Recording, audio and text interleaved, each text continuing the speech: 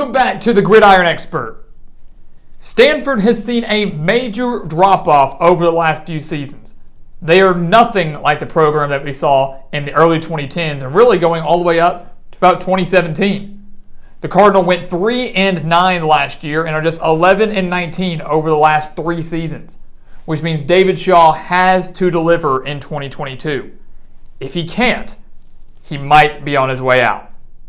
One good thing that Stanford does have going for him and for the team as a whole, though, is the returning production. You take a look at the numbers, guys, brought to us by College Football Encyclopedia. Make sure to check out his page down in the description below. Stanford is 5th in the country when it comes to returning production, and that is huge, considering their offense was 122nd in the nation last year. They were 126th in the country in rushing, which is 86.9 rushing yards per game, and the defense was the worst in the Pac-12 in scoring, rushing, and total defense. So 5th in the nation in total production, one of the worst offenses and defenses in the country. You would think some things could and should change in 2022. We take a look at their schedule, though, guys. It is tough. It's a very difficult road for Stanford just to get to a bowl game, which really should be the expectation for the Cardinal this year. They open the year up against Colgate, and we believe they'll win that game. So give them the win against Colgate in Week 1. Then in Week 2, they take on USC, and we, in our USC video, talked about this series between the Cardinal and the Trojans, how weird it is. You never really know what to expect from these two programs when they face off. Stanford has actually won 5 of the last 8 meetings, including last year when they beat a ranked USC team 42-28. But this is not the same USC team, though, guys. Tanner McKee, the star quarterback for Stanford, had a great outing against the Trojans last year. Should be able to put up some numbers against that defense again. But all the transfers that USC added, Caleb Williams and Jordan Addison and Travis Dye, and even some transfers in on defense, have completely transformed this USC team into a legitimate national title contender. Yes, national title contender. USC will win this game and get revenge over Stanford. The Cardinal drop to 1-1.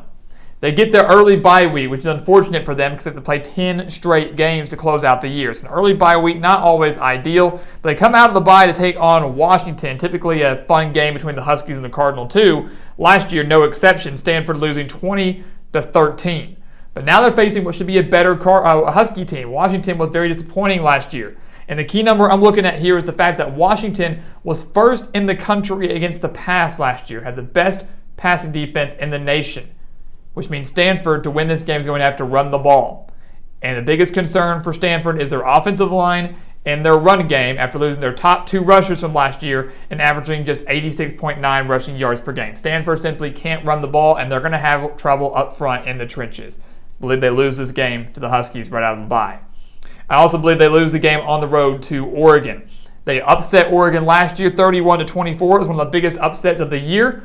Oregon certainly now wants revenge, and they will get it because they are deep on the defensive line and on the offensive line. They are deep in the trenches. They have better quarterback play, and it is at home for the Ducks. All of those things factoring into what I believe would be a big Oregon victory. And then take on Oregon State. They fell to the Beavers last year 35-14. But here's the thing. Oregon State's secondary is not the best, guys. They were only 92nd in the country versus the pass. I have a lot of faith in Tanner McKee. Some people think Stanford actually might have the best wide receiver core also in the entire conference. So a great quarterback in McKee, a solid wide receiver core going up against a subpar secondary, now at home, and what feels like a must-win game for Stanford to try to keep their season alive. I think David Shaw is going to deliver. I think Oregon State isn't consistent enough offensively to exploit the Stanford defense. That's still going to struggle, and I believe that Stanford does beat the Beavers and gets a little revenge over them at home on October 8th. So they're now 2-3. They then travel on the road to take on Notre Dame. We're going to chalk that up as a loss real quick because Notre Dame is a college football playoff contender as well, despite all the changes they're going through. But again, South Bend, very difficult place to play. Notre Dame's defense is still, I believe, going to be one of the best defenses in the country. And their offense is going to go through some growing pains. I actually would give Stanford the edge when it comes to maybe quarterback and wide receiver. But offensive line-wise, Notre Dame owns the edge there. And I believe by October 15th, Tyler Buckner will have worked through any issues he has at the quarterback position. They're going to give Stanford's defense a little bit of issues here in South Bend. Again, Stanford drops the game to Notre Dame. They then go back home, take on Arizona State. They only have 2 wins on the year. They've got to start piling them up, especially with the month of November right around the corner. A very difficult month of November. Arizona State, though, we're going to give them a win. Stanford lost to the Sun Devils by 18 last year, but again, now the game is at home for the Cardinal, and Arizona State is dealing with a lot of issues, a lot of off-field issues. They lost a lot of coaches, a lot of players to the transfer portal, including their star quarterback in Jaden Daniels.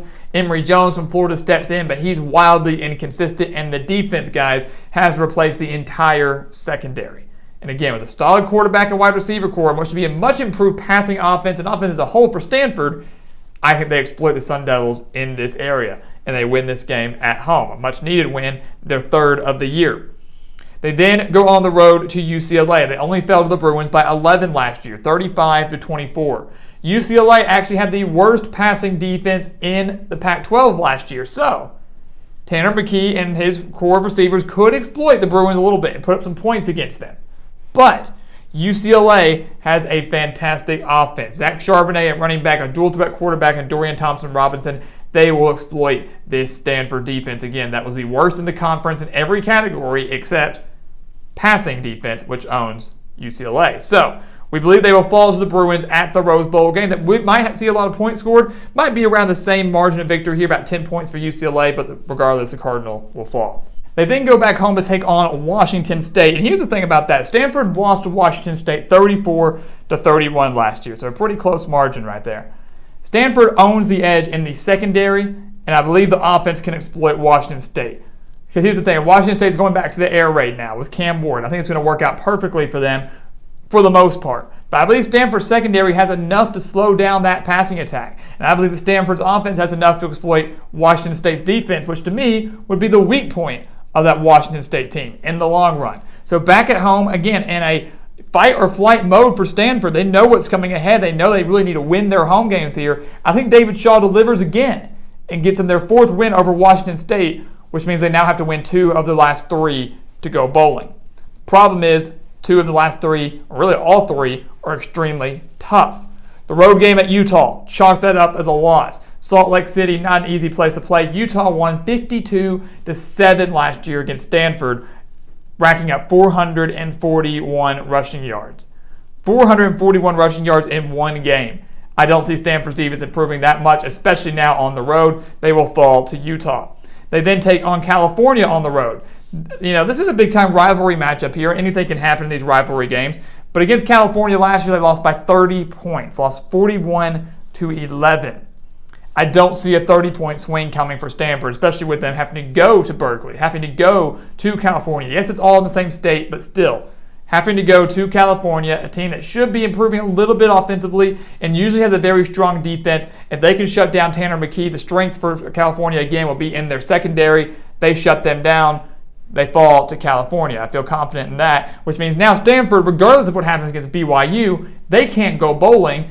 Wouldn't matter anyways, guys, even if they did have 5 wins, because they're going to lose to BYU too. BYU is a legit team this year. 15 returning starters. They won 10 games last year. 8 of those 15 return on the defensive side of the ball. They return a veteran quarterback in Jaron Hall. BYU was 6-1 versus Power 5 teams last year, and they faced much better teams last year than Stanford, and they're going to face much better Power 5 teams in 2022 before they face Stanford in the season finale. BYU's a legitimate team, guys. They prepare to move into the Big 12, and even though the game is at home for Stanford on senior night, I believe the Cougars come in here, win this game. Stanford finishes the year at 4-8, and that BYU game, guys, could be the last game of the David Shaw era. With a 4-8 season, guys, that would mean that Stanford is just 15-27 in the last 4 years, and that simply just isn't going to cut it. So, guys, as always, thank you so much for watching us here at the Gridiron Expert on YouTube. Make sure to continue to like, comment, subscribe, share our videos. Check out everything down in the description below as well, including those expert picks. We want you to become a part of our team, guys. We want you to sign up for those expert picks so you can win big this season. So make sure to check that out. And once again, guys, as always, thank you so much for watching, and we'll see you next time right here on the Gridiron Expert.